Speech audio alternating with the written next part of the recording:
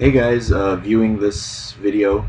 So this is just basically going to be me. I'm going to be talking about the music that I'm listening to.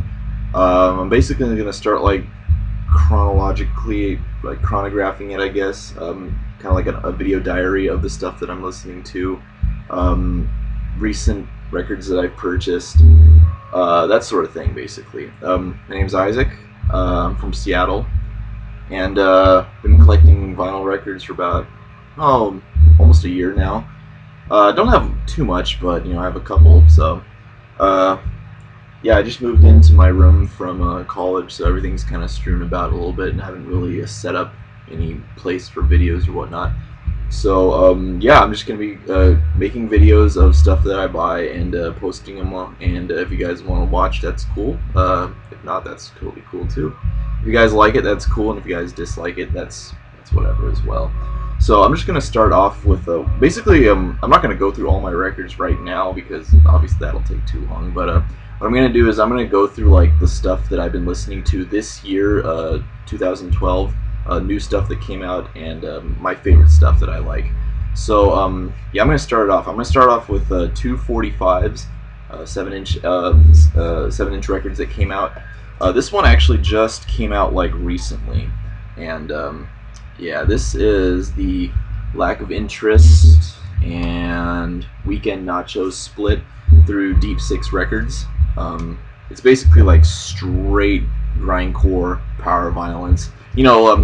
Weekend Nachos themselves, they're heavy, really heavy, and Lack of Interest is just as heavy as they are. Haven't really heard much of Lack of Interest before, but Weekend Nachos is one of my favorite bands, so when I heard that they were putting out this split 7-inch, it was one of the first things that I bought, so yeah, I'm really stoked to have gotten it. I just got it in the mail today, and I've heard the Weekend Nachos side because they put it online pretty quickly, and haven't had a chance to listen to the Lack of Interest side yet. Moving on real quick, I don't want to waste time, so I'm just going to go through it. Moving on real quick is the Nails Skin Like Iron split. They both have two songs on it. As you can't really, yeah, two songs on it. Skin Like Iron, they're like, your basic hardcore, melodic hardcore band, I guess. Very straightforward. Nails, on the other hand, is extremely abrasive grindcore, just pummeling grindcore, hardcore music. And it's just a basic, black vinyl. It's pretty impressive. And yeah, just the artwork alone made me want to buy it, and it's a solid release. I really like it a lot. So yeah, I'm gonna move on to 12-inch LPs now because those are I buy quite a bit of those things. So first thing that I have, it's probably one of the first things that came out this year, I guess. It's the Loma Prieta's 4. I've heard people call it IV. I'm not really sure what's correct on it. Yeah, this is the first press. It's on a clear vinyl, and this is some really solid stuff. I've heard of Loma Prieta before. I haven't really heard any of their previous albums before this album. But when I heard they were coming out with it, I kind of introduced myself into their back catalog, and it was good. It was like screamo, post-hardcore, a little bit of emo mixed in there with it. But when this came out, it's just like, oh man, it was so like it's very raw, very destructive, very emotional. Like, is unrelenting, and very focused too as well. I was surprised at how focused all the chaos and dissonance was in it. And because of that, this has definitely been something that I've been spinning a whole bunch, for lack of better words. Gonna move on to this one real quick. This is a little bit of a surprise, I guess. This is John K. Samson's debut LP album, I guess, Provincial. And for any of you guys that might not know, John K. Samson is the lead singer of the Weaker Thans, and the Weaker Thans is just like seriously one of my favorite groups of all time. And so of course when he decided to come out with his own solo LP, I was gonna jump on that really quick. Yeah, and it's basically, exactly what I would expect from John K. Samson. That same witty humor and that same delivery, that same odd delivery that he uses for the weaker thens. It's present here, and it's just so awesome to hear that. So, next one I have. This one's a very odd one.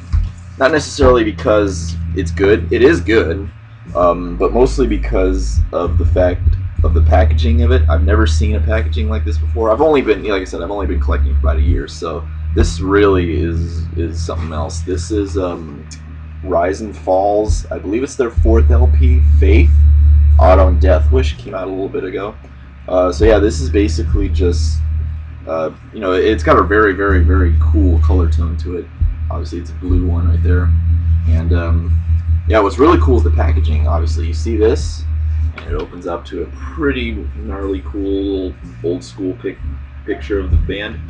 Back is the album name. But here's what's really cool. Check this out. So you got this, and you got the stencil in between, and then you can just kind of flip through it. You get through all these sort of like different color schemes and whatnot. It's awesome. I mean, this is just so interesting. I've never seen something like this before until you get to like the basic color at the end, which is pretty cool because I'm gonna set this down. Yeah, check this out. You got like all the different colors. It's basically like elements or whatnot.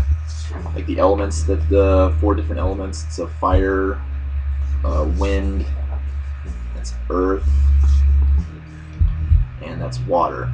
It's pretty cool. And then the cool part about it is the back. The back of these things, artwork by Jacob Bannon of Converge. This guy's artwork, I'm a huge fan of it, and it's rampant throughout this one. Oh man, and it is beautiful, beautiful, beautiful, beautiful pieces that this guy made. Yeah, I love that, man. It is awesome. And Rise and Fall themselves, they created an amazing album off this. It's straight hardcore metal, and it's not far from what they did, but they're just so on target. They never disappoint. So the next one that's up is this one came out early this year too. It is Earth's Angels of Darkness, Demons of Light 2. Just recently started getting into Earth. They're from my town, Seattle, and saw them live, and they're okay. But yeah, this album is it's so chill. I never really expected Earth to be like this. I heard they were like, post-rock doomy. Because of that, I kind of assumed that I wouldn't really like it that much. But when I put on this album, I was just so like taken aback by how relaxed and how chill it was. And yeah, so I bought this, and I'm just blown away by the packaging of this thing. It is such a beautifully well designed package. The jacket itself is a stout and tip jacket, and the coloring I got was a pre-order through Southern Lord. It's the aqua blue color. I think about 500 of these were made, maybe 1,000, something like that. But yeah, it's such a chill album. I love it so much. And here's another one that I got. This one came out pretty recently. This was High on Fire's. I forget which album number this is, but this is a De Vermis Mysteris. Very recent fan of High on Fire. I've known about them for a while. Like I said, I've never really been into the huge stoner metal stuff that much. I always kind of assumed it was a little wonky and repetitive. But when I heard this is very odd. It kind of took me aback of what I expected stoner metal to be like. This is very, very fast. It's very sludgy, so it's very heavy, and yeah, it was very awesome. I liked it, and pretty cool gatefold LP. It opens up and it shows a picture of the band, and it has all the song titles and the lyrics for it and everything. That's awesome too, and it sounds amazing. Oh man, so awesome. All right, almost done, guys. This is a kind of a shocker because I didn't really expect it to be good, but this is the Glamour Kills compilation 12-inch. It has basically what it is it has all the bands that went on this tour. It's the Wonder Years, Polar Bear Club, Transit, Story So Far, A Loss for Words, and Into It Over It.